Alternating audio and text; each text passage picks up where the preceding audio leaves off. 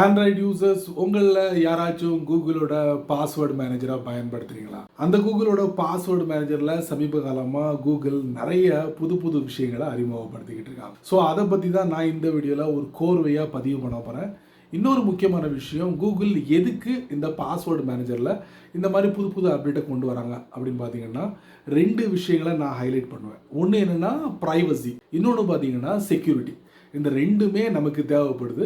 அதனால தான் கூகுள் இந்த பாஸ்வேர்டு மேனேஜருக்கு சமீபத்தில் 2-3 அப்டேட்டை கொடுத்துருக்காங்க. அது எல்லாத்தையும் நான் உங்களுக்கு இந்த வீடியோவில் பதிவு பண்ண போகிறேன். தெரிஞ்சுக்கோங்க, கண்டிப்பாக உங்களுக்கு ரொம்ப யூஸ்ஃபுல்லாக இருக்கும். ஏன்னா நீங்கள் ஒரு ஆண்ட்ராய்ட் ஃபோன் யூஸராக இருந்தீங்கன்னா இதெல்லாம் தெரிஞ்சுக்கிட்டால் நல்லது தானே. வீடியோவை முதல்ல இருந்து கடைசி வரைக்கும் வாட்ச் பண்ணுங்கள்.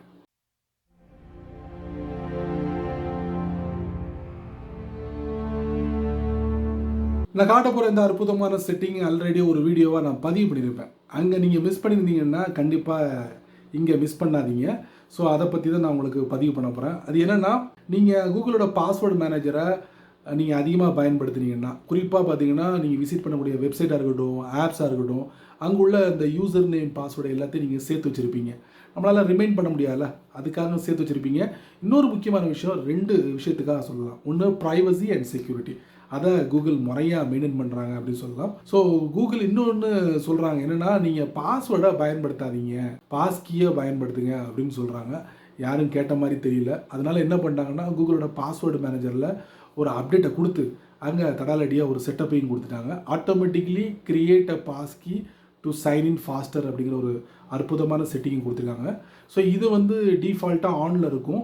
அதனால் நீங்கள் ஒரு வெப்சைட்டோ ஆப்ஸை விசிட் பண்ணும்போது அங்கே நீங்கள் பாஸ்வேர்டை பயன்படுத்த வேண்டிய அவசியம் இருக்காது. பாஸ்கியை பயன்படுத்தினா போதும். இந்த பாஸ்கிக்குள்ளே எதெல்லாம் இருக்குன்னா, இந்த ஃபேஸ் ஐடி, இந்த மாதிரி விஷயங்கள்லாம் இருக்கும். அதை பயன்படுத்தி கூட அந்த வெப்சைட்டோ ஆப்ஸையும் ஃபாஸ்ட்டாக சைன்இன் பண்ணி உள்ளே அக்சஸ் பண்ணிட முடியும். அதுக்கு தான் இந்த அற்புதமான செட்டிங், தெரிஞ்சுக்கோங்க.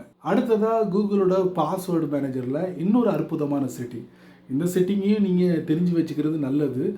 அது என்னென்னா, நீங்கள் கூகுளோட பாஸ்வேர்டு மேனேஜரில் நிறைய வெப்சைட் ஆப்ஸோட அந்த யூசர் நேம் பாஸ்வேர்டு எல்லாத்தையும் சேர்த்து வச்சுருப்பீங்க, அப்படி தானே?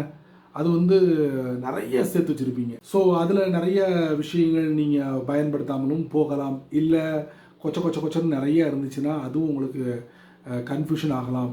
அதனால கூகுள் என்ன சொல்கிறாங்கன்னா, பாஸ்வேர்டு மேனேஜரில் டெலீட் ஆல் டேட்டா அப்படிங்கிற ஒரு ஆப்ஷனை நாங்கள் கொடுத்துருக்கோம்.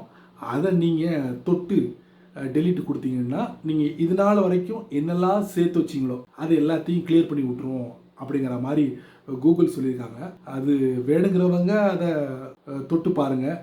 இல்லை நான் ரொம்ப கஷ்டப்பட்டு ஒவ்வொரு வெப்சைட்டையும் நான் யூசர் நேம் பாஸ்வேர்டு கொடுத்து க்ரியேட் பண்ணி கூகுளோட பாஸ்வேர்டு மேனேஜரில் சேர்த்து வச்சுருக்கேன், எல்லாமே ரொம்ப இம்பார்ட்டண்டான ஒரு விஷயம் அப்படின்னு சொல்கிறவங்க கண்டிப்பாக அது பக்கம் போகாதீங்க. தொட்டுட்டு உள்ளே போனீங்கன்னா தப்பி தவறி உங்கள் விரல் பட்டு டெலீட் அப்படிங்கிற பட்டனில் பட்டு மொத்தமும் டெலீட் ஆகிடுச்சுன்னா அதுக்கப்புறம் உங்களால் ரிகவர் பண்ண முடியாது.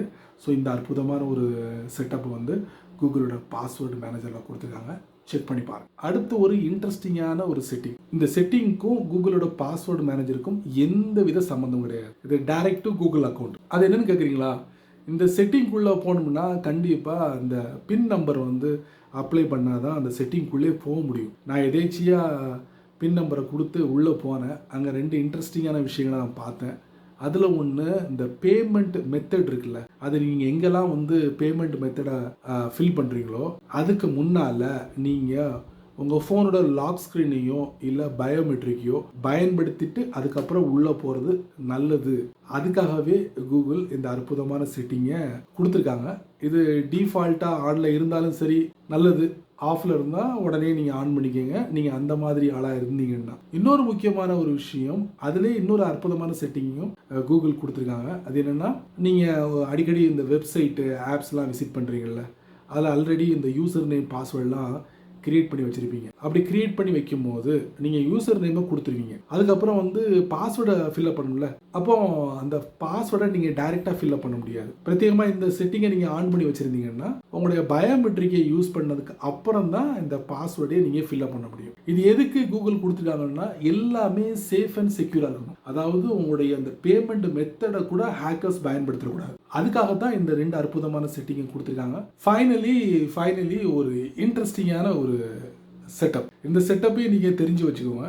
இது என்னன்னா, நீங்கள் அடிக்கடி இந்த எஸ்எம்எஸ் மூலியமா அந்த வெரிஃபிகேஷன் கோடெலாம் ரிசீவ் பண்ணுவீங்கள்ல, அப்படி நீங்கள் ரிசீவ் பண்ணும்போது பார்த்தீங்கன்னா, நீங்கள் ஒவ்வொரு வாட்டியும் அந்த குயிக் பேனலில் போயிட்டு அந்த எஸ்எம்எஸில் வந்திருக்கிற அந்த வெரிஃபிகேஷன் கோடை வந்து நம்ம மெமரி பண்ணிவிட்டு அதுக்கப்புறம் அதை போய் அந்த குறிப்பிட்ட இடத்துல நீங்கள் பதிவு பண்ணணும். இது உங்களுக்கு ரொம்ப சங்கடமாக இருந்துச்சுன்னா, நம்ம ஆண்ட்ராய்ட் ஃபோன்ல அதுக்குன்னு பிரத்யேகமாக ஒரு செட்டிங் கொடுத்துருக்காங்க. இந்த செட்டிங்கை ஜஸ்ட் நீங்கள் ஆன் பண்ணி வச்சுட்டிங்கன்னா, நீங்கள் எந்த இடத்துல உங்களுக்கு அந்த வெரிஃபிகேஷன் கோடு தேவைப்படுதோ, இந்த செட்டப்பை ஆன் பண்ணதுக்கப்புறம் அந்த வெரிஃபிகேஷன் கோடு ஆட்டோமேட்டிக்கலி அந்த இடத்துல அப்ளை ஆகிடும். அப்ளை ஆனதுக்கப்புறம் என்ன ஈஸியாக அதை எடுத்துக்கணும். அதுக்கப்புறம் நீங்கள் அடுத்த ஸ்டெப்புக்குள்ளே போயிடலாம். ஸோ இந்த செட்டிங் கண்டிப்பாக உங்களுக்கு ரொம்ப யூஸ்ஃபுல்லாக இருக்கும்னு நினைக்கிறேன். நீங்கள் அடிக்கடி இந்த மாதிரி விஷயங்கள்ல நீங்கள் டீல் பண்ணக்கூடிய நபராக இருந்தீங்கன்னா. இன்னொரு முக்கியமான ஒரு விஷயம், நீங்கள் உங்கள் ஃபோனில் அந்த டிஃபால்ட்டாக எந்த ப்ரௌசரை பயன்படுத்துகிறீங்களோ அந்த ப்ரௌசரில் கூட சில சமயங்களில்